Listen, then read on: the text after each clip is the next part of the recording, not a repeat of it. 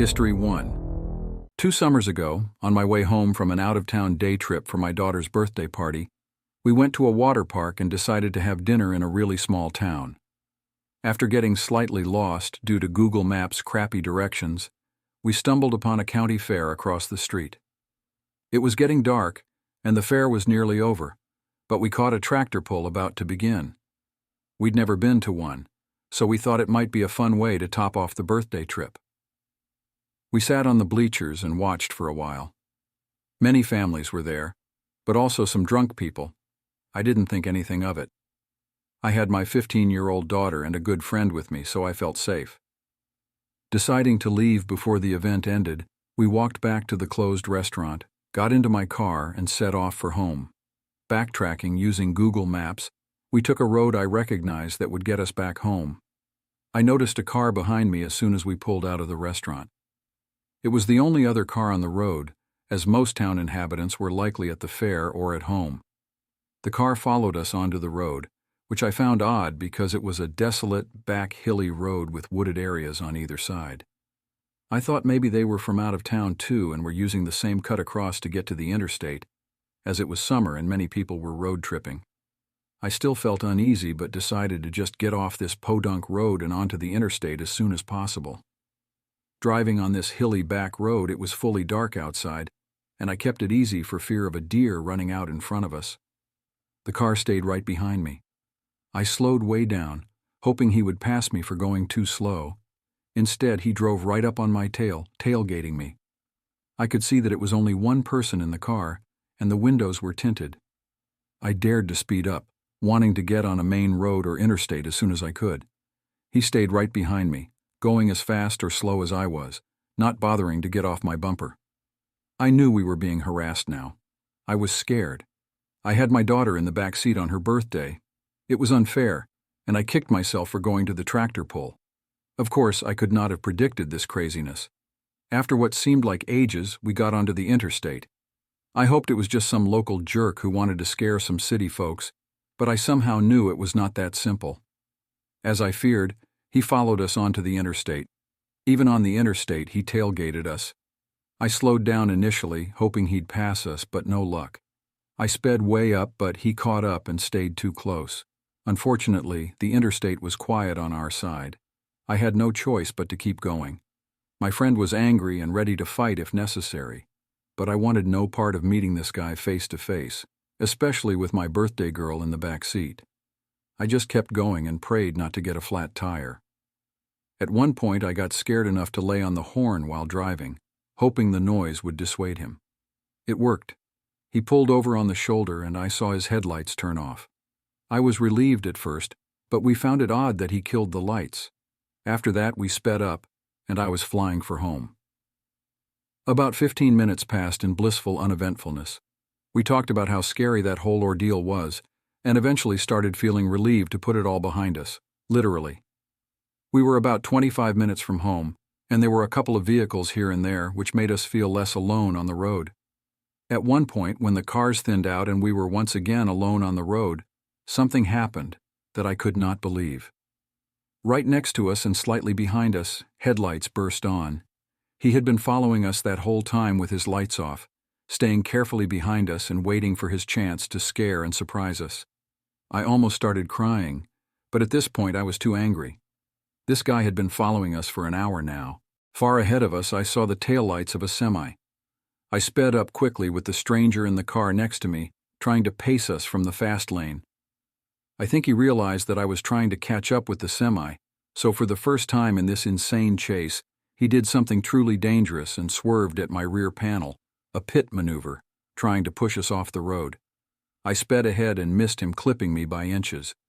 I finally reached the semi-truck driver and got close, hugging the back of his truck as much as I dared, and leaving no room for this jerk to cut me off. We went this way for a little while. Finally, and I truly believe this, the semi-truck driver knew something was wrong, because after so long of seeing this crazy driver swerving at me and trying to get in front of me, as I would not let him over, the semi-truck driver did something I will forever appreciate him for. He swerved over into the fast lane and dangerously cut off the stranger's car and then tapped his brakes. I took it as my cue to speed ahead from the slow lane and try to lose this creep. I sped up to about 90. My hometown was straight ahead. I took a sharp left onto a back street that led to a main road and stopped in a busy, well-lit gas station. Luckily, there was a cop there. My friend got out and explained the whole situation to the officer, and he called for other cars to search for this guy. We left the gas station after calling a friend to follow me to a parking lot where I stowed my car overnight because I did not want the guy to possibly find my house by recognizing the car. I watched my back for quite some time after that. I always notice that make and model of car in white if I see one on the streets. Thank goodness we got away safely. Now, the most bothersome thing about this story is that the small town where this took place happens to be the hometown of one of the biggest mental health asylums in the Midwest. This thought has kept me awake more than one night, and I still check the papers for stories of escapees. History 2. This happened around 15 years ago, and to this day, whenever I think about what happened, a cold shiver runs down my spine. Myself, my cousins, and my brother are damn lucky. My parents own a timeshare in Laguna Beach, and it's a good 5 to 6 hour drive from where my family lives outside Las Vegas. My cousin and her boyfriend at the time were visiting from Philly, and they, along with my aunt and grandma, were accompanying my family mom, dad, and brother to California. Now my parents, auntie, and grandma were in one car, and they had gotten a bit of a head start as my dad is anal about leaving right on time. However, us kids, I was 26 and the oldest, so not really a kid, but you get the point, were about an hour behind them due to my brother being a slowpoke. Anyway, my cousin's boyfriend was driving and my brother was in the passenger seat. My cousin and I were behind them, chit-chatting. It's around 4 p.m., and we were somewhere outside Nipton, California. Now, for those of you who have gone through Nipton before, you know the place is creepy as heck. There's a general store with an outhouse bathroom, and I believe a restaurant. Anyway, we were maybe 10 minutes from Nipton when we saw a car pulled off into the desert. We drove by and my brother goes, "There's a guy lying in the desert." We went back and forth about calling 911 when we realized none of us had any bars. This was before smartphones blew up. I was able to get service if I held up my phone slightly. We figured we'd turn back just to suss out the situation. We turned back, and my brother and my cousin's boyfriend got out and started hollering at the guy, asking if he was okay. No answer. Just as they decided to step closer to see if this guy was dead, my cousin and I spotted two people hiding behind the car's trunk. We screamed for my brother and her boyfriend, and I think they heard rustling, so they sprinted back and piled into the car. Meanwhile, the guy who was supposedly injured sat up, and two scary-looking dudes popped up. My cousin's boyfriend took off, and we were all freaking out. Meanwhile, I had bars and called 911 to report what happened. We pulled into Nipton while I talked to a dispatcher who took my info and said she'd send someone out there. I'd like to say that's the end of my story, and we made our way to the beach. But no, it's not because we continued on to Baker and decided we were safe enough to pull into the Mad Greek for a bathroom break and some strawberry shakes and gyros. We were waiting for our order when my cousin's boyfriend came over to the table looking like he saw a ghost. He pointed outside, across from the Mad Greek at the little trading post there. We had parked our car, and guess who pulled in 3 cars down? Yeah, if you guessed the 3 rough-looking dudes, you'd be right. They got out, looked around, and walked into the post. Meanwhile, we were getting our food to go and devising a way to get the heck out of town without dying. However, fate was on our side that day because those 3 came out of the store carrying beer. Thank God for the RV that was sandwiched between our SUV and their car.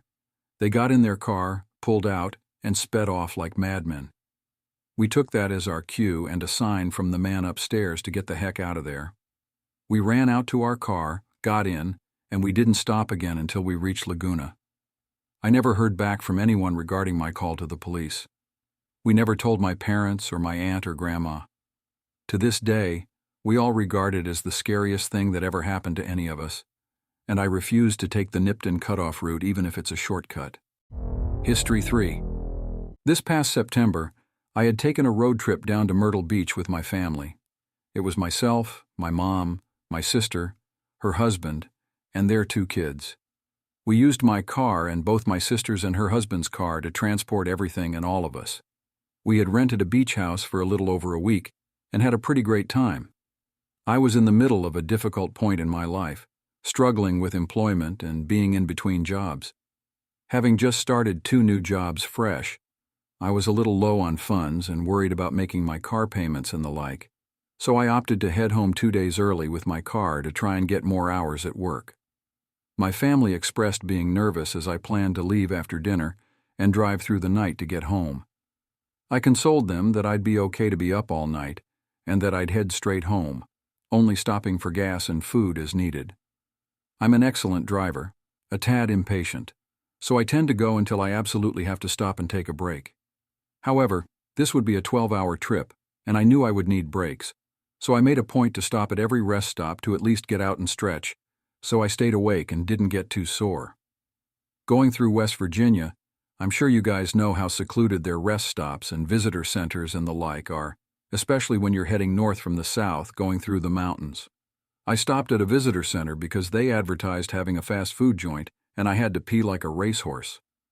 This was sometime very late at night, like 1 a.m. a side note that sent shivers down my spine after what happened. I like to drive barefoot. So I pulled in, noticed the buildings with fast food were closed, drove around the lot, and parked under a streetlight in front of the visitor center so I could use the restroom. Leaning out of my car door, I took my time putting my shoes on to walk inside, having looked around and not seeing anything out of the ordinary. I checked my phone and grabbed my wallet before standing up to walk in, making sure my car horn beeped to signal my doors were locked. Walking towards the center, I saw a man in a white hoodie standing at the edge of the sidewalk leading into the center. I didn't think much of it until I passed him and got an off vibe. I glanced over my shoulder and he was watching me walk in. For some reason, I glanced to my left as I turned back to face forward and noted another man sitting at the benches on the other side of tall, thin bushes. Instantly, I thought, nope. I went in and peed. Before I walked out of the bathroom, I called my roommate. As dumb as it was because he was a good 6 hours away, I just felt safer. I gave him a quick rundown of my situation and made him stay on the phone with me. I started to walk out, and I couldn't see the man at the front of the sidewalk anymore. I glanced to my now right and saw both men standing next to a bench, facing forward.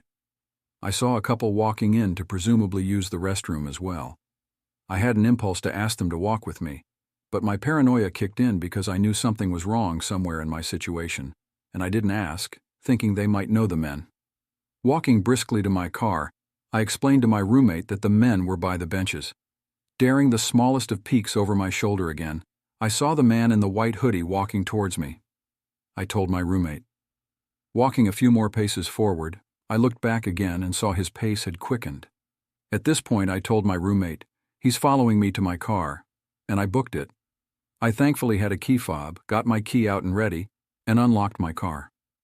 I practically threw myself in, not daring a glance back. I threw my car in reverse and gunned it backward before going back into drive and sped off. I didn't even stop to put my seatbelt on until I was at the exit to leave the parking lot. I didn't look back once. I stopped at the next toll road and filed a report.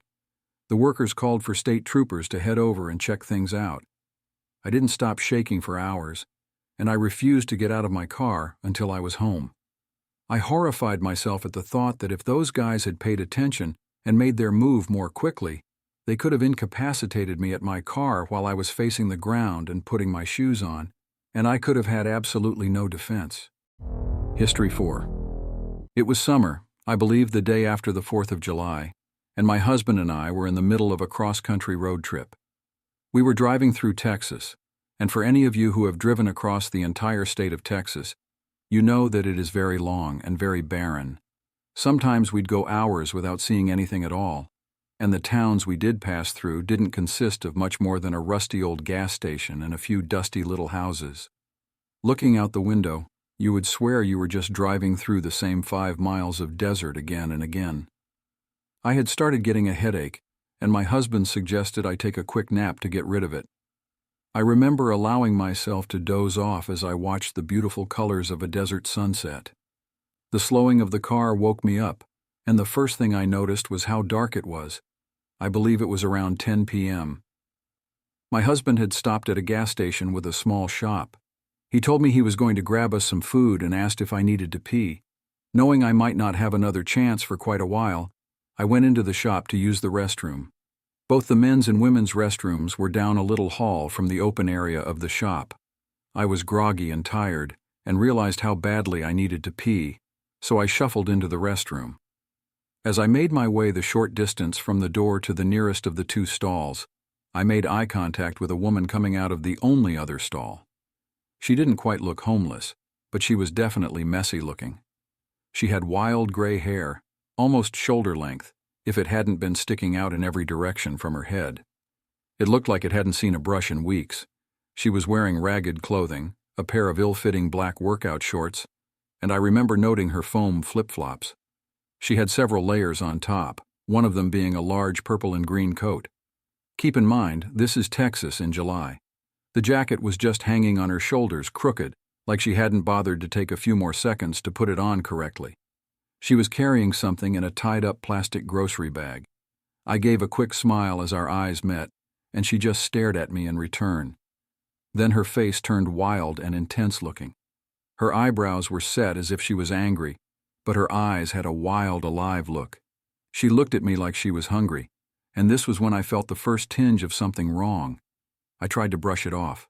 She waddled over to the only sink, and I took my time shutting the stall door because something about her posture in front of the mirror struck me as odd, and I was trying to figure it out. She was standing with her body more angled toward me, but her face was turned to the mirror. Her body was tensed, legs slightly crouched as if she was ready to act. Her hands were not up by her face, not trying to fix her mess of hair, or even being washed. They were at her sides, elbows also slightly bent. I wasn't sure why, but I suddenly felt uncomfortable. I regretted leaving my purse and cell phone behind. I shut and locked the stall door and took my time using the toilet. I wanted her gone before I left the safety of the stall. I stayed there long after I had finished. But the woman was still there, so I waited longer. Finally, I heard the smacking of her flip-flops as she made her way to the door. I heard it open and then slam closed. The door was pretty heavy and had slammed the same way when I had entered. I stayed for a moment and allowed the wave of relief to wash over me before I reached for the lock, then paused, fingers only an inch from the lock. I stayed as silent as I could manage to confirm what I had just thought I heard. Breathing. The woman had only pretended to leave. At this point I was scared and confused. Why had she tried to trick me into thinking she left, only to stick around and be as quiet as possible?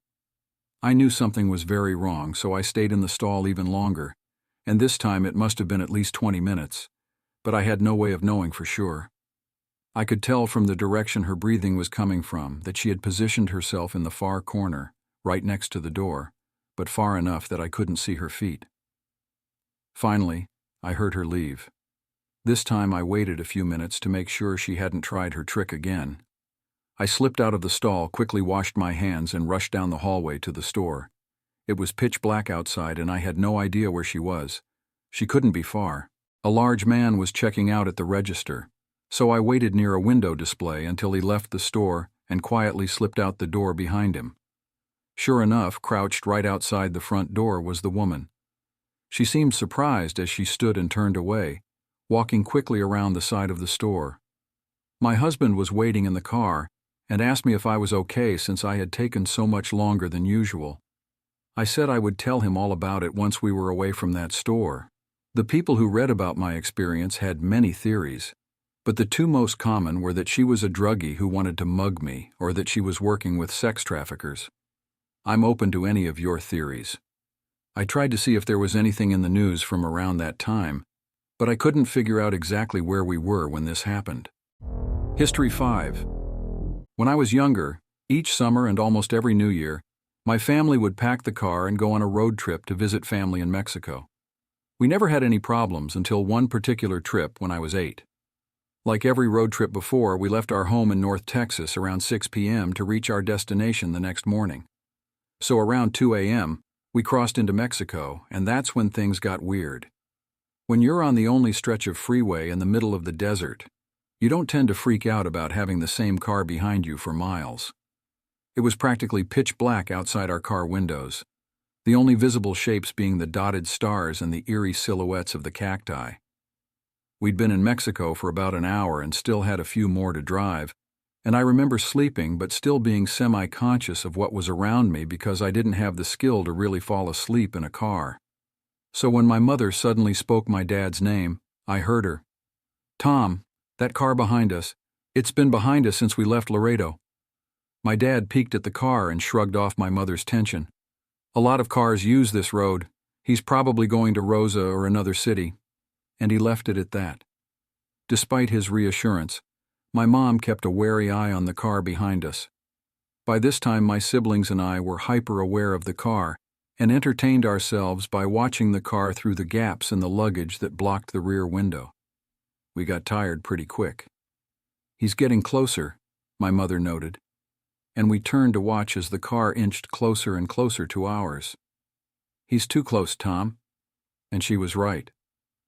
By this time, the car was practically pressed against the rear of our car, and on a lonely stretch of highway in the middle of nowhere, with another few hours until daylight, it was downright scary. We couldn't do much. My dad didn't slow down, didn't stop, and he didn't speed away either. He just drove, and the car followed. The next 30 minutes were the most tense we had ever experienced. The car would ease off sometimes, only to press its blinding headlights against our rear once more, like he knew he was freaking us out and enjoying it. It was during one of the periods that the car had pulled away that my mom spotted a police car up ahead, parked on the side of the road, and she didn't miss a beat. "Pull over right in front of the police. Pull over right now, Tom." And he did. The car kept driving. I wonder how confused the policeman must have been as he watched my dad park our car right in front of him. The policeman came over and asked what was wrong, and my mother urgently told him everything: the car, the way it followed and taunted us. The policeman took her claim seriously and told us how people were victimized and had their cars stolen on these empty highways by thugs and criminals. Then he offered to drive behind us for a while to make us feel safe. We drove off with the police cruiser behind us, relieved until about 10 minutes later when we saw something that confirmed the policeman's words and my mother's worst fears. We saw the car pulled over on the side of the road waiting. History 6. I lived in New Mexico for several years before moving to the Midwest. My friend Lisa and I would spend many days exploring the remote corners of New Mexico, discovering abandoned ghost towns and enjoying the quiet, desolate beauty of the desert. One afternoon in March 2010, we were traveling from Ruidoso to Albuquerque. Always up for exploring, we took a back road rather than traveling the more direct highway. One leg of our journey had us on NM 55. It's a remote, tiny two-lane highway. We loved those types of roads up until that day. This part of New Mexico is flat and desolate desert. You can see for miles. There is virtually nothing except dirt and rock between towns, and towns can be miles apart. So we were on NM 55 going north. After a few minutes, we saw a white pickup truck up ahead of us going the same direction. Suddenly, he stopped his truck sideways in the middle of the highway, blocking both lanes. We were about a mile away from him, and as we got closer, we began to get uneasy. We could see no reason for him to do this. We were the only other vehicle out there, and we began wondering if we should turn around rather than come up to him and have to stop. We were about a half-mile away from him when he pulled over to the opposite side of the highway, but his truck was still pointed the direction we were going. We tried to relax a little. Surely this guy was a rancher or something. Maybe he was checking something on his land. As we passed him, we noticed a few things. There was only one person in the truck, a middle-aged guy who never took his eyes off us, and he was talking into a walkie-talkie. A few seconds after we passed him, he pulled back onto the highway and started following us, but he never got too close. He would get to within a few car lengths and then drop back a little, and then speed back up again to within a few car lengths. We were getting nervous. We realized how alone we really were. We had seen no other traffic on that road, and we hadn't told anyone about our great idea to take this detour. We checked our phones and neither one had a signal. Typical for remote New Mexico, but scary given our present situation. Lisa was driving and speeding up while I frantically checked the map, hoping to find a road that would have more traffic. There was no other road. We had to travel this one to get to the next town. Turning around to go back the other way didn't seem like a good option. After a few minutes, we saw another pickup truck coming towards us. He was going very, very slowly, maybe 20 miles per hour if that. This pickup was old and beat up, whereas the one behind us was newer. Lisa had us up to 75 and we blew by the old pickup. As we passed it, we saw that it was another middle-aged guy and he was talking into a walkie-talkie. After the white pickup truck passed him, he pulled a U-turn and pulled in behind it. As we watched all this, we could see the white pickup truck guy talking into his walkie-talkie. No doubt these two knew each other. We were being deliberately followed, and for the first and only time in my life, I felt hunted. They stayed right behind us. We watched for obstacles in the road. We truly thought old beat-up pickup guy had set up a trap in the road, and our vehicle would be disabled somehow.